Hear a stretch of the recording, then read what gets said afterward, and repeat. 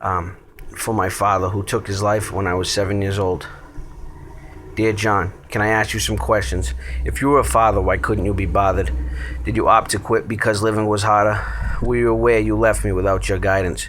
Could you hear me all these years when I cried out in silence? Was it your goal for me, your son? A life of incarcerations, drugs, and violence? For so long, I thought what you did was revenge for something I did. But how, John? I was only a kid. You couldn't even leave me a letter, something concrete. Instead, you abandoned me silently, you sneak. I was never taught to shave by my father. Do you know why, John? Because he couldn't be bothered. A long-term solution to what could have been a short-term problem. I was stripped of a role model because life was harder. Forever I've missed you. Have you missed me too?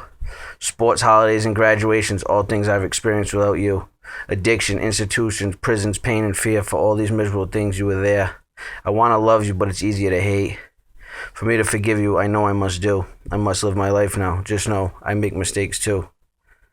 When I'm a father to my kids, I'll be nothing like you. This is a poem I wrote for my father. Again, took his life when I was only 7 years old. My name is John Gosselin. Thank you for listening.